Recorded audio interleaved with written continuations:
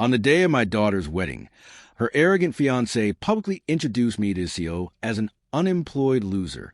The groom was left completely silent when his boss, with a genuine smile, clapped me on the back and declared, "A pleasure to see you, my friend." Then, turning to the stunned groom, he delivered a cold, clear, "You are terminated." The young man was speechless, completely overwhelmed. Before we continue, please subscribe to the channel and let us know your local time in the comments. The hostess guided us to a quiet table at the City View Bistro, and I watched Kyle Harrison adjust his tie before taking a seat.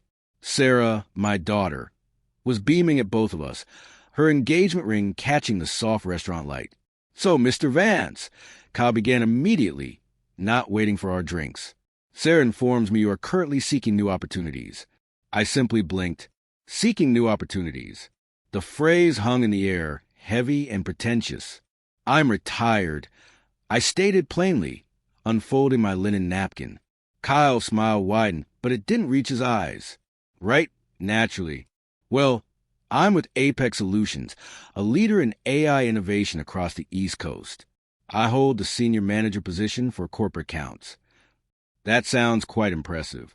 How long have you been with them?" "For years now. I've personally driven my team's sales up by 45%. Kyle leaned back, clearly expecting admiration. "What was your career field, Mr. Vance?" "Nothing particularly exciting," I replied. "Just business." Sarah lightly touched Kyle's arm. "Dad's being modest. He always says that." Kyle nodded knowingly. "I understand. Well, the main priority is maintaining good health at your age, right? Keeping busy with your leisure activities." My fingers tightened slightly around my water glass. "At your age." The condescension dripped from his words. "My hobbies certainly keep me occupied." I agreed. The waiter arrived. Kyle ordered the grilled sea bass with asparagus. Sarah opted for the roasted duck. I briefly scanned the offerings. "I'll have the soup and salad combo, please." Kyle's eyebrows arched. "The soup special? Dad, are you sure? This is meant to be a celebration." Sarah's cheeks flushed pink. "Kyle, it's perfectly fine. Dad prefers simple meals." "Of course. Everyone has different financial situations." I completely get it. The word financial situations landed like an insult. He got it, did he? This 36-year-old middle manager understood my finances based on a simple salad order. "Tell me more about Apex," I said, redirecting the conversation away from my perceived poverty. "What kind of AI solutions do you focus on?" Kyle's chest visibly expanded. "Cutting-edge stuff. Machine learning models for optimizing corporate performance. Advanced predictive analysis. We're transforming how entire industries function." "Fascinating. Has the company been established for long?" "Around 32 years, but they really took off in the last decade. Before that, probably just another small startup, you know? Now we're generating massive revenue." Kyle cut into his sea bass with precision. "I'm on track for a department director role soon, maybe even regional VP after that." Sarah smiled proudly. Kyle is incredibly motivated. He often works 60-hour weeks. 60 hours? That's remarkable dedication. Success demands sacrifice, Mr. Vance. That's something my generation deeply understands. Kyle's tone suggested my generation understood very little. The modern business landscape moves fast. You must evolve or be left behind. I took a spoonful of my soup. Change can definitely be a challenge. Exactly. That's why I constantly study industry reports, attend key conferences, and network aggressively. It's not enough to just coast anymore. Kyle gestured with his fork. People your age, no offense, sometimes get stuck in outdated methodologies. The world is different now. Sarah shifted uncomfortably. Kyle means things have developed since Dad's time. Right. Development. I nodded slowly. Survival of the fittest and all that. Kyle missed the sharpness in my voice completely. Precisely. Companies like Apex reward fresh thinking and tangible results. Old school methods don't work anymore.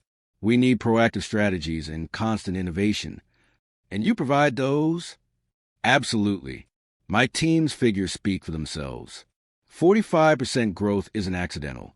Kyle leaned in confidentially. Between you and me, some of the older staff are, well, let's just say they're not keeping pace. Dead weight, if we're being honest. Dead weight. I file that phrase away. The older employees must have significant experience, though. I suggested mildly. Kyle shrugged. Experience without genuine agility is just inertia. The company would probably be better off replacing half the senior executives with hungry young talent. Sarah chuckled nervously. Kyle is just very focused on efficiency. Focus drives results, Kyle continued, warming to his theme. That's what differentiates the true winners from. He glanced pointedly at my soup bowl. From people who settle for mediocrity. The insult hung between us. People who settle for mediocrity. People like me, the unemployed old man ordering soup while his daughter's successful fiancé enjoyed gourmet food. I set down my spoon deliberately. Settling can also be a conscious choice, I said quietly. Kyle did not hear the warning. He was too busy enjoying his apparent victory over a pathetic old man. You know what, Mr. Vance? I respect that you're attempting to maintain a positive outlook. His voice had that patronizing tone people use with children. But have you considered consulting with all your experience? There might be some opportunities out there. Experience is useful, I replied carefully. Sometimes it teaches you to simply listen and observe. But you can't observe forever. Kyle's enthusiasm was aggressive. You must take decisive action. Look at me. I plan to be department director within the next year. You have to set ambitious goals. Goals are indeed important. I agreed, though sometimes the most critical ones are not obvious to outsiders. Kyle missed the implication entirely. Exactly. That's why you need to market yourself. Network heavily. Let people know you're available. I could even introduce you to some lower-level contacts. Maybe entry-level positions. Nothing too stressful. Entry-level positions for me. The irony was overwhelming. That is extremely generous, I said. It's about giving back. Helping those who are less fortunate. Successful individuals have a responsibility to mentor others. Sarah beamed at him. See, Dad? Kyle genuinely cares. Oh, I can certainly tell. I took a sip of water. Your compassion is evident. Kyle preened under what he took as praise. It's not truly about the money for me, Mr. Vance. The six-figure compensation is nice, but it's really about making an impact, building something enduring. Building something enduring, I repeated, like Apex itself was built. Well, sure, but that was different. The original founders were probably just lucky. Right place, right time. Lucky, I said slowly. I mean, what did they truly know about AI back then? The core technology barely existed. They likely just stumbled into their success. Kyle laughed, the sound grating. Now, we are the ones doing the real work, professionalizing their accidental success into a major corporation. Sarah sensed the building tension. Dad, Kyle just wants to assist. He understands the job market is difficult for people starting over. Starting over? As if my entire career had been erased. Starting over can be quite liberating, I said, my voice carefully controlled. It offers a fresh perspective on what truly matters. Absolutely, Kyle sees on this. That's the ideal attitude. New start, new opportunities. You just have to be realistic about your practical limitations. My limitations? The phrase hung in the air like a direct challenge. What limitations would those be? I asked quietly. Kyle gestured vaguely. Well, age is a major factor. Technology advances quickly. It's tough for mature workers to keep current. Plus, companies primarily want people who can grow with them for the long term. Long-term growth? Like 30 years. Exactly. See, you're grasping it. Kyle was pleased with his perceived progress. The business world overwhelmingly rewards sheer drive and ambition. It's no longer enough to just clock in. You require a bold vision, genuine innovation, the ability to disrupt established practices. Disrupt established practices, I echoed. Right, like what I'm achieving at Apex. The old guard there is fixated on outdated methods. They assume because they've been around since the company's inception, they know best. But markets shift. Customer needs change. Sometimes you have to dismantle the old to build something superior. Dismantle the old systems built by lucky founders. I placed my napkin on the table with quiet, deliberate precision. The gesture made Kyle pause mid-sentence. "Excuse me," I said, standing up. "I think I need some fresh air." "Dad." Sarah's voice carried genuine concern. "Are you all right?" "Just a little fatigued," I replied, pulling out my wallet. I placed a $50 bill on the table. This should cover my portion and the gratuity. Kyle's eyes widened slightly at the cash. "Mr. Vance, you really don't have to." "I insist." I straightened my jacket. "Thank you for the meal and for all the professional career advice." Sarah half rose from her chair.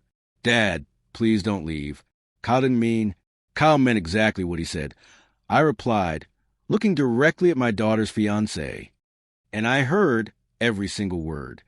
The 45-minute drive from downtown to my suburban home gave me time to process what had just occurred. Kyle's words repeated in my mind. Lucky founders, dead weight, starting over at your age. By the time I pulled into my driveway, the initial wave of anger had solidified into something much more dangerous. Cold, focused resolve. I went straight to my study. This room was my fortress, arranged to tell the true story of my life. The story Kyle Harrison had no idea existed. The walls were adorned with framed photographs and recognition awards I kept hidden from casual visitors. Apex's original incorporation documents from 1993, signed by Thomas Ellis and myself. Photos from our very first breakthrough product launch. Prestigious industry award spanning 3 decades. The New York Times feature from 2017 calling me the silent pioneer of AI development. I sat in my leather armchair and stared at the photo on my desk. Thomas and me in that tiny shared office where it all began. We looked so young, so fiercely determined, 30 years old, and absolutely convinced we could change the world of business. We were right. I picked up my phone and dialed Thomas's number. "Arthur, how was dinner with the future son-in-law?" Thomas's voice was warm. "Enlightening," I said carefully. "How are things at the company?" "Same as always when you're gone. Control chaos." "Seriously, though, everything's running well. The quarterly earnings look strong. When exactly are you ending this retirement experiment?" "Still enjoying the break. Old friend. Tell me about Kyle Harrison in sales." "Kyle Harrison? Senior sales manager. Been with us 4 years. Has decent numbers, I'll give him that, but he has that aggressive look that sets my nerves on edge.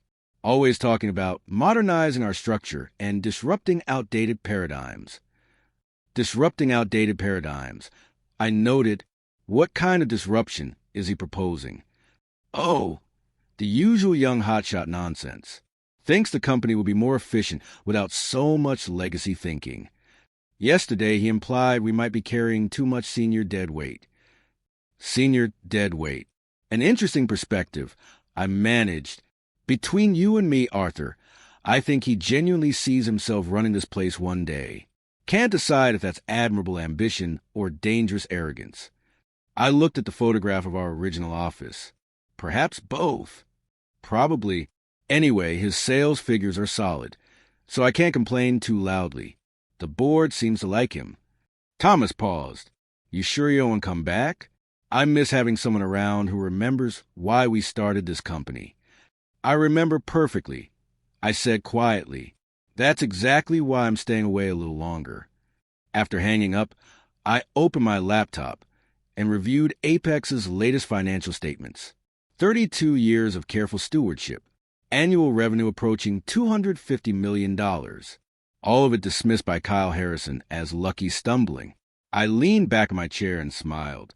Kyle wanted to disrupt paradigms. He wanted to eliminate dead weight. Perfect. I would give him exactly what he was asking for. The wedding was scheduled for July 20th. For months to let Kyle continue believing he had accurately assessed my worth. For months to watch him display his true character to Sarah, to the family, to his colleagues, to everyone who mattered. For months to meticulously plan the most educational experience of his arrogant young life. 2 weeks passed. I spent the time exactly as Kyle would expect, reading on my front porch, working in my small garden, playing the role of the aimless retiree perfectly. When I heard the car pull into my driveway that Tuesday afternoon, I was ready. I watched Kyle emerge from his imported sedan, adjusting his expensive suit. Sarah bounded up my front steps, clutching what were clearly wedding invitations. "Dad, we have something incredible to show you." Kyle followed slowly, his eyes already assessing my modest home with that familiar expression of polite disappointment. "Mr. Vance." Kyle's handshake was firm but brief. "Hope we aren't interrupting your afternoon schedule." "Afternoon schedule?" I replied cheerfully. "Not at all. What brings you both here?" Sarah produced an elegant cream envelope, the official wedding invitation. "You're the very first person to see it." I opened it, admiring the heavy cardstock. "This is truly beautiful, sweetheart. July 20th, the Grand Lakeshore Hotel. Very classy." "Kyle selected a venue," Sarah said proudly. "It's where all the major Apex events are held. My boss will be attending, along with several board members. I want a location that properly reflects." He gestured vaguely at my living room. "Professional standards." "Sounds truly impressive," I said, setting the invitation on my coffee table. I should probably start thinking about what to wear. This was Kyle's moment, and he seized it. "Actually, Mr. Vance, that is something I wanted to discuss." His tone shifted to what he assumed was tactful concern. "My boss, Thomas Ellis, will be present. A truly influential figure in our sector. Perhaps you should dress, how should I put this, more presentably than usual." Sarah shot him a warning look. But Kyle was committed to his mission of improving his future father-in-law's appearance. "I own a perfectly fine suit," I said mildly. "I'm sure you do." Kyle's eyes swept over my casual slacks and cardigan. "Thomas Ellis expects a certain level of sophistication from his employees' families. First impressions are absolutely critical in business." "Thomas Ellis expects sophistication," I noted. If only Kyle knew that Thomas and I were splitting cheap Chinese food and working 20-hour days when sophistication meant remembering to shower. "Don't worry, son," I replied with what I hoped was reassuring simplicity. "I know how to handle CEOs." Kyle's expression suggested he doubted this claim entirely. "Thomas Ellis is incredibly influential, Mr. Vance. He built Apex from nothing into a major corporation. Men like that observe everything. How you present yourself, how you speak. Built from nothing." I repeated. "Thomas would love that. It will be very interesting to finally meet him." Something in my tone struck Kyle as insufficiently odd. "Mr. Vance, I'm not trying to be difficult, but this wedding represents my entire professional future. Thomas's opinion of my family connections could impact my career trajectory. I need everyone to make the right impression." "The right impression. What kind of impression are you hoping for?" I asked. "Respectable, traditional. Someone who appreciates hard work and established values." Kyle's voice carried a patronizing tone. "Thomas values people who've earned their place through dedication and pure merit." Earned their place through dedication and merit. Like spending 32 years building a company from the ground up. "I understand completely," I said. "Personal presentation communicates a lot about one's character." "Exactly." Kyle beamed. "Character matters far more than bank accounts to men like Thomas. He can spot authentic quality from across a crowded room." Sarah led me to the backyard, claiming she wanted to show Kyle my herb garden, leaving Kyle inside, studying the seating chart she conveniently left on my dining table. "Dad." Sarah's voice carried a serious weight. "What exactly are you planning?" "Planning? Just aiming to be a good host to my future son-in-law." "Stop. I've known you my whole life. You are clearly setting something up, and it involves Kyle, and I need to know what it is." "Sweetheart, sometimes people require time to reveal their true nature." "What does that even mean? Why won't you tell Kyle the truth about Apex? Why are you allowing him to think you're just some unemployed old man who needs entry-level career advice? You know about Apex?" "I've always known, Dad. Not every detail. But I knew you didn't just work there. You helped found it. Those photos in your study. The awards you think I don't see. The way Thomas talks about you when he calls." Sarah's eyes were bright. Why are you actively deceiving the man I am marrying? I'm not lying, Sarah. I'm simply not volunteering information. That is the exact same thing. Has Kyle ever truly asked about my background? Asked with genuine curiosity about who I am as a person? Sarah opened her mouth, then closed it. We both knew Kyle had made assumptions based on my appearance and modest lifestyle, never bothering to dig deeper. But this is unfair, Sarah whispered. He doesn't realize he's being tested. Life isn't fair, sweetheart. People judge each other every single day. The question is, what kind of person does Kyle become when he believes he has a position of power? He's not always like that. When we're alone, he is different, much kinder. I'm sure he is. But character is revealed in what we do when we think no one important is watching. So you're preparing some sort of life lesson for him? What happens at the wedding when he finds out? I smiled. He gets to learn that snap judgments are dangerous, that treating people with basic respect isn't dependent on their bank balance or job title. And if he doesn't learn, if he gets angry or embarrassed, then you will know exactly who you're marrying.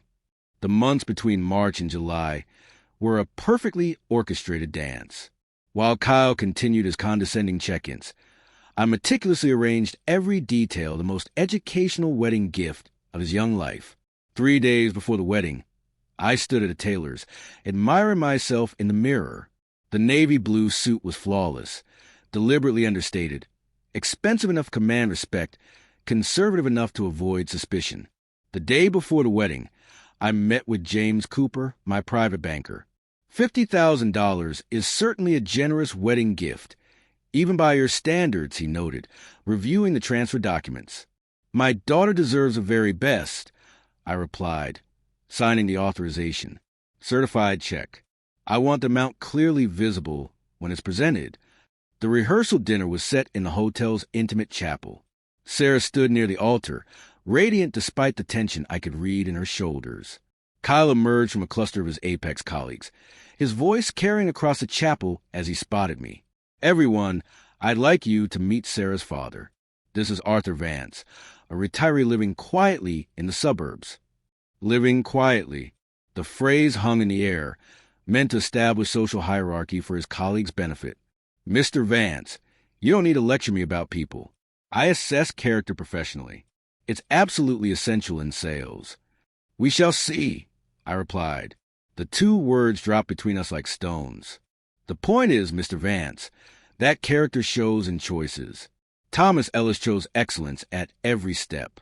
Others, he gestured vaguely in my direction. Others choose comfort over genuine achievement.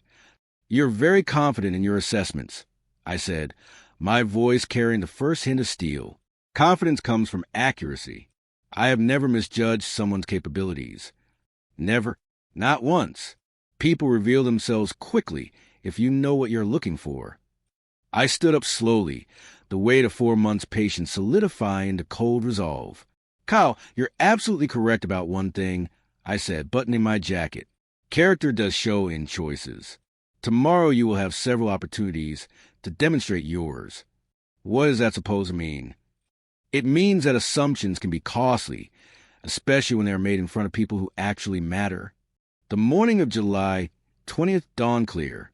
I dressed with careful attention, fastening the custom-made Apex Solutions cufflinks with particular satisfaction.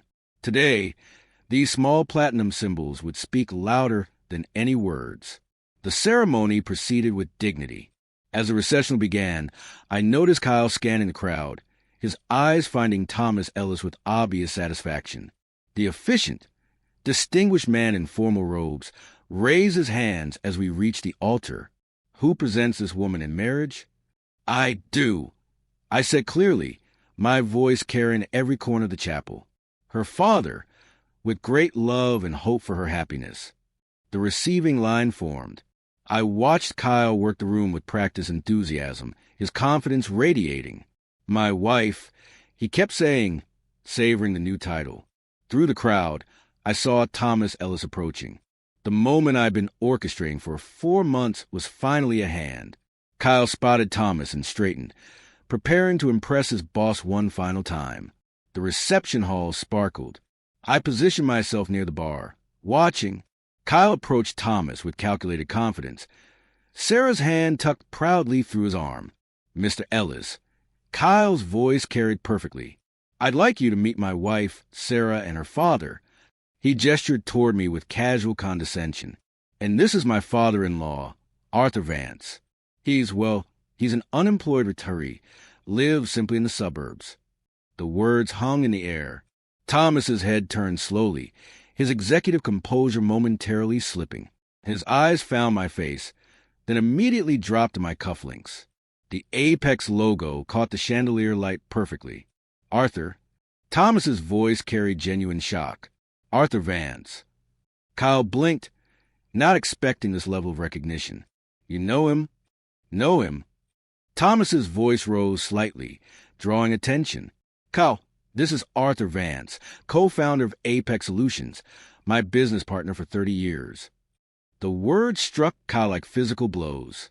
I watched his face transform from confident superiority to dawning horror, his mouth opening and closing soundlessly. Partner. Kyle's voice cracked. That's impossible. He's just what?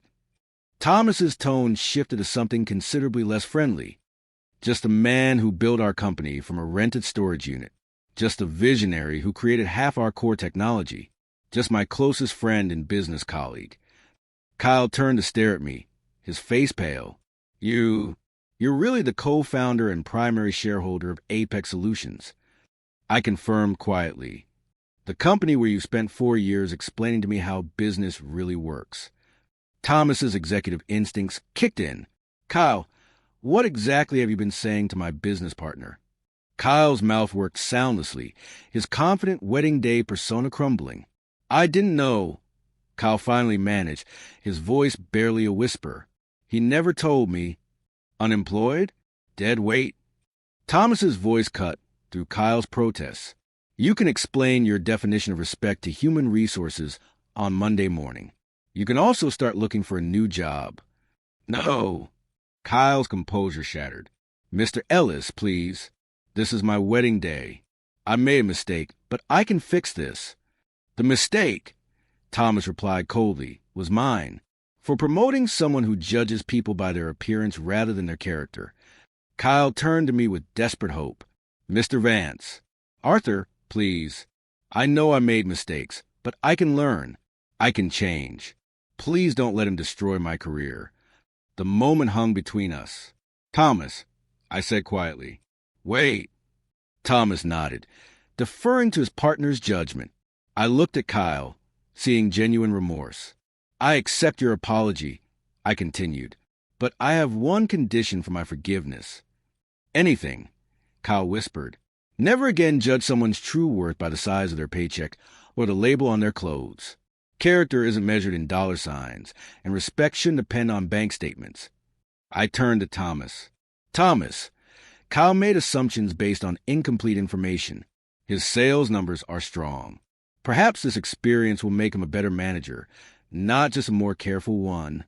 Thomas studied Kyle for a long moment.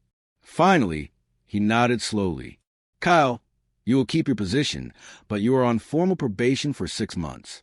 Any hint of the attitudes Arthur described, and you are immediately gone. Understood? Completely. Kyle managed, his voice thick with gratitude. Thank you, Mr. Ellis. Thank you both. I extended my hand. Welcome to the family, son.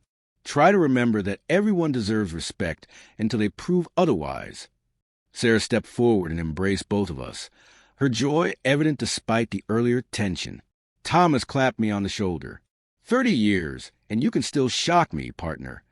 Retirement keeps life interesting, I replied. The string quartet resumed their gentle melodies. Champagne glasses were raised once more. Kyle had received the most valuable, albeit painful, wedding gift of his life. If you like this story, please like this video, subscribe to the channel, and share your impressions of this story in the comments. Thank you for watching.